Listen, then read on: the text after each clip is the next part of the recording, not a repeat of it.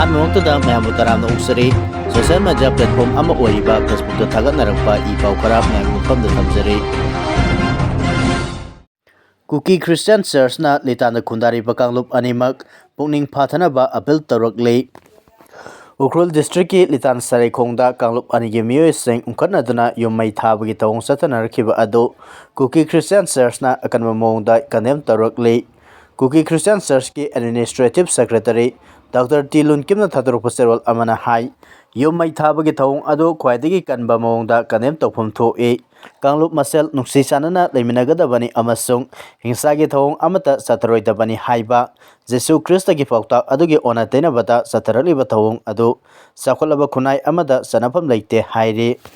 ꯍꯧꯈꯤꯕ ꯅꯨꯃꯤꯠ ꯈꯔꯅꯤꯒꯤ ꯃꯃꯥꯡꯗꯒꯤ ꯂꯤꯇꯥꯟꯒꯤ ꯁꯔꯩꯈꯣꯡꯗ ꯌꯨꯝ ꯀꯩ ꯀꯌꯥ ꯑꯃꯥꯡ ꯑꯇꯥ ꯊꯣꯛꯈꯤꯕꯒꯤ ꯄꯥꯎ ꯇꯥꯕꯗ ꯅꯨꯡꯉꯥꯏꯇꯕ ꯐꯥꯎꯏ ꯍꯥꯏꯅ ꯄꯜꯂꯗꯨꯅ ꯆꯦꯔꯣꯜ ꯑꯁꯤꯅ ꯍꯥꯏ ꯎꯪꯈꯠꯅꯔꯤꯕ ꯀꯥꯡꯂꯨꯞ ꯑꯅꯤꯒꯤ ꯃꯤꯑꯣꯏꯁꯤꯡꯅ ꯌꯥꯔꯤꯕ ꯃꯈꯩ ꯄꯨꯛꯅꯤꯡ ꯐꯥꯊꯗꯨꯅ ꯏꯪ ꯇꯞꯄ ꯐꯤꯕꯝ ꯍꯟꯖꯤꯟꯍꯟꯅꯕ ꯍꯣꯠꯅꯒꯗꯕꯅꯤ꯫ ꯆꯔꯆꯀꯤ ꯂꯨꯆꯤꯡꯕꯁꯤꯡ, ꯁꯤꯚꯤꯜ ꯁꯣꯁꯥꯏꯇꯤ ꯑꯣꯔꯒꯅꯥꯏꯖꯦꯁꯟ ꯑꯃꯗꯤ ꯈꯨꯜꯒꯤ ꯑꯍꯜꯁꯤꯡꯅꯁꯨ ꯈꯨꯗꯛꯇ ꯅꯥꯀꯜ ꯑꯅꯤ ꯋꯥꯔꯤ ꯁꯥꯅꯗꯨꯅ ꯌꯥꯁꯤꯟꯅꯕ ꯄꯨꯔꯛꯅꯕ ꯊꯧꯔꯥꯡ ꯂꯧꯈꯠꯄꯤꯌꯨ꯫ ꯂꯩꯉꯥꯛꯀꯤ ꯃꯔꯤ ꯂꯩꯅꯕ ꯑꯣꯊꯣꯔꯤꯇꯤꯁꯤꯡ ꯑꯃꯗꯤ ꯂꯣ ꯏꯟꯐꯣꯔꯁꯃꯦꯟꯠ ꯑꯦꯖꯦꯟꯁꯤꯁꯤꯡꯅꯁꯨ ꯃꯊꯧ ꯇꯥꯕ ꯆꯦꯛꯁꯤꯟ ꯊꯧꯔꯥꯡꯁꯤꯡ ꯂꯧꯈꯠꯇꯨꯅ ꯃꯤꯆꯝ ꯃꯤꯌꯥꯝꯒꯤ ꯄꯨꯟꯁꯤ ꯑꯃꯁꯨꯡ ꯂꯟ ꯊꯨꯝ ꯉꯥꯛ ꯁꯦꯟꯅꯕ ꯍꯣꯠꯅꯐꯝ ꯊꯣꯛꯏ ꯍꯥꯏꯅꯁꯨ ꯆꯦꯔꯣꯜ ꯑꯁꯤꯅ ꯃꯈꯥ ꯇꯥꯅ ꯐꯣꯡꯗꯣꯔꯛꯂꯤ꯫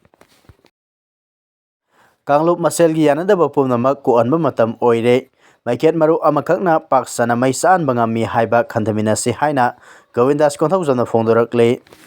ꯑꯍꯦꯟꯕ ꯁꯦꯀ꯭ꯌꯨꯔꯤꯇꯤ ꯐꯣꯔꯁ ꯊꯥꯖꯤꯟꯗꯨꯅ ꯃꯤꯆꯝ ꯃꯤꯌꯥꯝꯒꯤ ꯄꯨꯟꯁꯤ ꯑꯃꯁꯨꯡ ꯂꯟ ꯊꯨꯝ ꯀꯟꯅꯕ ꯊꯧꯔꯥꯡ ꯂꯧꯈꯠꯂꯦ ꯍꯥꯏꯅ ꯃꯤꯅꯤꯁꯇꯔ ꯒꯣꯕꯤꯟꯗꯥꯁ ꯀꯣꯟꯊꯧꯖꯝꯅ ꯐꯣꯡꯗꯣꯛꯈ꯭ꯔꯦ꯫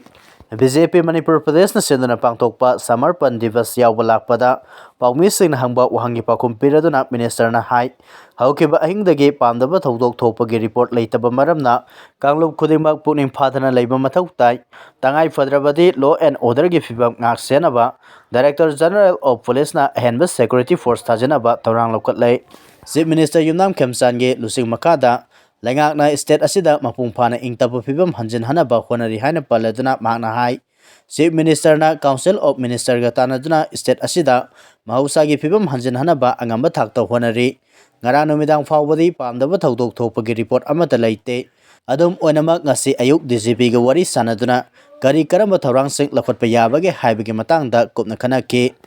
ꯇꯉꯥꯏꯐꯗꯕ ꯐꯤꯕꯝ ꯂꯩꯔꯕꯗꯤ ꯑꯍꯦꯟꯕ ꯁꯦꯀ꯭ꯌꯨꯔꯤꯇꯤ ꯐꯣꯔꯁ ꯊꯥꯖꯤꯟꯅꯕ ꯊꯧꯔꯥꯡ ꯂꯧꯈꯠꯂꯦ ꯍꯥꯏꯅ ꯗꯤ.ꯖꯤ.ꯄꯤꯅ ꯈꯪꯍꯜꯂꯛꯄ ꯂꯩꯈꯤ꯫ ꯀꯥꯡꯂꯨꯞ ꯑꯅꯤꯃꯛꯅ ꯄꯨꯛꯅꯤꯡ ꯐꯥꯊꯕꯤꯅꯕ ꯑꯄꯤꯜ ꯇꯧꯔꯗꯨꯅ ꯃꯍꯥꯛꯅ ꯍꯥꯏ ꯁꯨꯞꯅꯒꯤ ꯃꯩꯈꯦꯠ ꯃꯔꯨ ꯑꯃꯈꯛꯅ ꯄꯥꯛ ꯁꯟꯅ ꯃꯩ ꯆꯥꯛꯍꯟꯕ ꯉꯝꯃꯤ ꯍꯥꯏꯕ ꯈꯟꯊꯃꯤꯟꯅꯕꯒ ꯂꯣꯏꯅꯅ ꯀꯥꯡꯂꯨꯞ ꯈꯨꯗꯤꯡꯃꯛꯀꯤ ꯃꯤꯑꯣꯏꯁꯤꯡꯅ ꯌꯥꯔꯤꯕ ꯃꯈꯩ ꯄꯨꯛꯅꯤꯡ ꯐꯥꯊꯕꯤꯗꯨꯅ ꯏꯪ ꯇꯞꯄ ꯂꯝꯗꯝ ꯑꯃ ꯑꯣꯏꯍꯟꯅꯕ ꯍꯣꯠꯅꯃꯤꯟꯅꯁꯤ꯫ ꯄ꯭ꯔꯥꯏꯝ ꯃꯤꯅꯤꯁꯇꯔ ꯅꯔꯦꯟꯗ꯭ꯔ ꯃꯣꯗꯤꯒꯤ ꯕꯤꯛꯁꯤꯠ ꯚꯥꯔꯠꯀꯤ ꯄꯥꯟꯗꯝ ꯐꯪꯅꯕ ꯑꯄꯨꯟꯕꯒꯤ ꯄꯥꯡꯒꯜ ꯁꯥꯒꯠꯇꯨꯅ ꯆꯥꯎꯈꯠ ꯃꯥꯏꯀꯩꯔꯣꯝꯗ ꯈꯣꯡ ꯊꯥꯡꯖꯤꯟꯅꯕ ꯀꯥꯡꯂꯨꯞ ꯃꯁꯦꯜꯒꯤ ꯌꯥꯅꯗꯕ ꯄꯨꯝꯅꯃꯛ ꯀꯣꯛꯍꯟꯕ ꯃꯇꯝ ꯑꯣꯏꯔꯦ꯫ ꯑꯩꯈꯣꯏ ꯃꯁꯦꯜ ꯈꯠꯅꯗꯨꯅ ꯂꯩꯕꯒꯤ ꯃꯍꯨꯠꯇ ꯏꯟꯗꯤꯌꯥꯕꯨ ꯃꯄꯨꯡ ꯐꯥꯅ ꯆꯥꯎꯈꯠꯄ ꯂꯩꯕꯥꯛ ꯑꯃ ꯑꯣꯏꯍꯟꯅꯕ ꯍꯣꯠꯅꯃꯤꯟꯅꯁꯤ ꯍꯥꯏꯅ ꯐꯣꯡꯗꯣꯛꯈꯤ꯫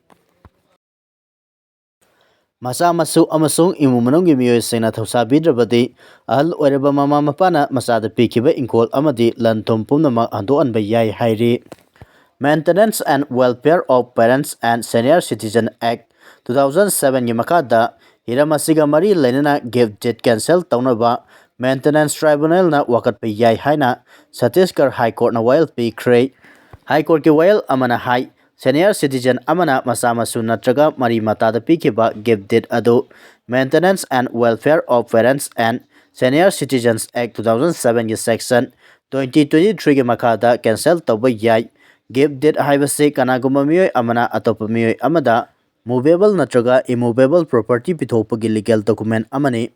ꯀꯅꯥꯒꯨꯝꯕ ꯃꯤꯑꯣꯏ ꯑꯃꯒꯤ ꯃꯤꯡꯗ ꯂꯩꯕ ꯏꯪꯈꯣꯜ ꯑꯃꯗꯤ ꯂꯟ ꯊꯨꯝ ꯄꯨꯝꯅꯃꯛ ꯒꯤꯐꯠ ꯗꯤꯠꯀꯤ ꯈꯨꯠꯊꯥꯡꯗ ꯑꯇꯣꯞꯄ ꯃꯤꯑꯣꯏ ꯑꯃꯗ ꯄꯤꯊꯣꯛꯄ ꯌꯥꯏ꯫ ꯒꯤꯐꯠ ꯗꯤꯠ ꯔꯦꯖꯤꯁꯇꯔ ꯇꯧꯈ꯭ꯔꯕꯗꯤ ꯄꯤꯊꯣꯛꯈꯤꯕ ꯏꯪꯈꯣꯜ ꯑꯃꯗꯤ ꯂꯟ ꯊꯨꯝ ꯄꯨꯝꯅꯃꯛ ꯑꯃꯨꯛ ꯂꯧꯁꯤꯟꯕ ꯌꯥꯗꯦ꯫ ꯑꯗꯨꯝ ꯑꯣꯏꯅꯃꯛ ꯁꯦꯅꯤꯌꯔ ꯁꯤꯇꯤꯖꯟꯁ ꯑꯦꯛꯠꯀꯤ ꯃꯇꯨꯡ ꯏꯟꯅꯗꯤ ꯄꯤꯊꯣꯛꯈꯤꯕ ꯂꯟ ꯊꯨꯝꯁꯤꯡ ꯑꯃꯨꯛ ꯍꯟꯅ ꯂꯧꯁꯤꯟꯕꯒꯤ ꯈꯨꯗꯣꯡꯆꯥꯕ ꯄꯤꯔꯤ꯫ ꯈꯨꯗꯝ ꯑꯣꯏꯅ ꯍꯥꯏꯔꯕꯗ ꯑꯍꯜ ꯑꯣꯏꯔꯕ ꯃꯤꯑꯣꯏ ꯑꯃꯕꯨ ꯃꯆꯥ ꯃꯁꯨ ꯑꯃꯁꯨꯡ ꯏꯃꯨꯡ ꯃꯅꯨꯡꯒꯤ ꯃꯤꯑꯣꯏꯁꯤꯡꯅ ꯊꯧꯁꯥꯕꯤꯗ꯭ꯔꯕꯗꯤ ꯒꯤꯐꯠ ꯗꯤꯠ ꯍꯟꯗꯣꯛꯄ ꯌꯥꯕꯒꯤ ꯈꯨꯗꯣꯡꯆꯥꯕ ꯂꯩ꯫ ꯁꯦꯅꯤꯌꯔ ꯁꯤꯇꯤꯖꯟꯁꯤꯡꯕꯨ ꯇꯥꯊꯤ ꯇꯥꯑꯣꯏꯅ ꯇꯧꯕꯤꯗꯅꯕꯒꯤ ꯋꯥꯈꯜꯂꯣꯟꯗ ꯍꯥꯏ ꯀꯣꯔꯠꯅ ꯁꯤꯡꯊꯥꯅꯤꯡꯉꯥꯏ ꯑꯣꯏꯕ ꯋꯥꯌꯦꯜ ꯑꯁꯤ ꯄꯤꯈꯤꯕꯅꯤ꯫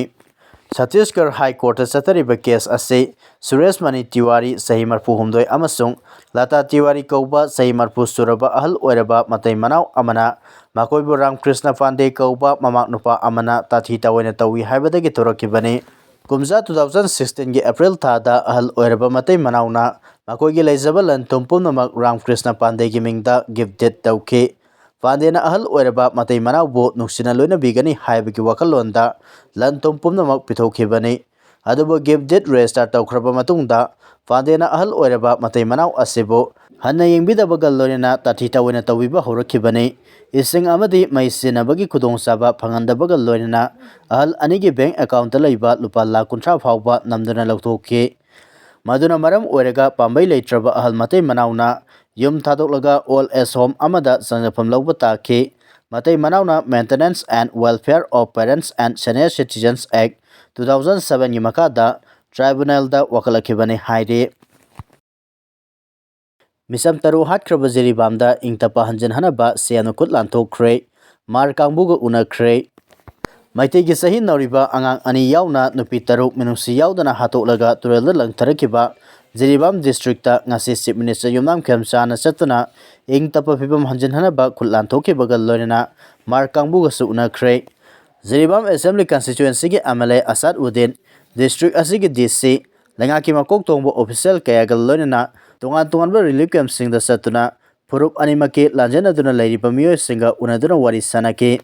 Kongchat adugi matangda Chief Minister na Paumis Singh da Hai Jiribam district ase Manipur gi tunglam chatta kanaba kaya marum pigadaba yamna potential laiba mafam amani wakalona sida yumpam oirga Chief Minister gi fam hek paibaga district lana satpa ahanma kongchatta Jiribam da lakibani Mahusa gi fibam hanjinhanba ngamdrabadi district ase mapung pana sakot anba ngamloi haina paladuna mahna makata na hai Purup anigi marakta auze ungkhatnaduna thajanada bakaya lairiba asigi waroisen ama puraknaba honabada mediana su asabu thawdan lohaningi lamna masida ingtapa phibam purakpa ngamdrabadi sakhotpagi lambida khongthangjanba wagani haibase khangna local club amadi maira paibe sena thabak tawbiyu haukibana haukhrabasu purup masali marakta thajanadaba lairiba siko anduna Mausagom nungsi sanana laminana bagidamak pauzil pubu oina Jiribamda lakpani hainasu Chief Minister na makatana phongdokhe Lanjena duna lairiba mar purup ki miyo singa unabada Chief Minister na hai yanadaba kaya lairibasu matau karamna phibam asi ohelakpano haibado khanaminagadabane Kuki naga maitei haibagi mahutta Manipuri haibagi wakalonda tabak tawminaba matau tai Aikoi kudimak Indian ngaktani haiba wakalon asida yumpam oiraga anauba Manipur amagidamak thabuk tawminasi hanasu mahna appeal tawkhe IDP sing karamba matamda masa masagi mayumda hangadage haina paumi singna hangba wahangi pakumda mahna hai Chief Minister gi fam purakpa numitare ni khakta ngairiba maramna IDP sing karamba numita masa masagi mayumda hangadage haibadudi sabsana phongdokpa lugani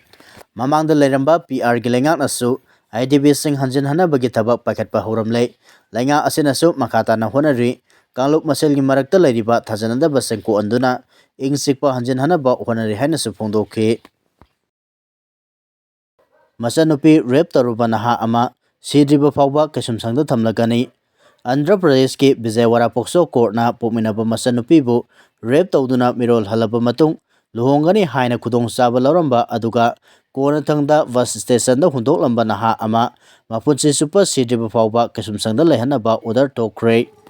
Vijayawada Pokso Court ke Judge B Bhavani na order ado nan thokpada mara lairaba naha adudagi lupa lising taruki fine su lauke loinana court na District Legal Cell Service Authority da victim oribi nupi masa aduda langaki maikeidagi atubu matamda lupa lakh manga ge cell gi mateng phangangadabani haina su khanganke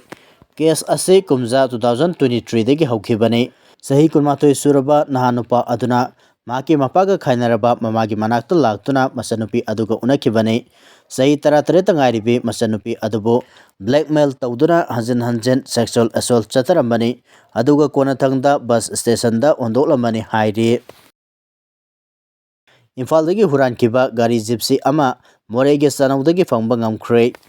masa khangdaba kulai paiba singna Imphaldagi huralaga pukiba gypsy registration number MN01X4686 Tenapol district ki More police station konba M Sanau area dagi ngarang security force ki kamuna phagat pangamle hairi police की पाव असना high गाड़ी अदु M चानौ area दा सिग्ननिंगाई ओइबा मौंगदा लेरमबदगी police न लौखटखिबने मखा ताना थिजिनबगी थबक चथबदा गाड़ी अदु इम्फाल एरिया दगी मांखिबगा मरी लेनना इम्फाल पुलिस स्टेशन ना केस लौखटखिबा लेरबने हाइदि।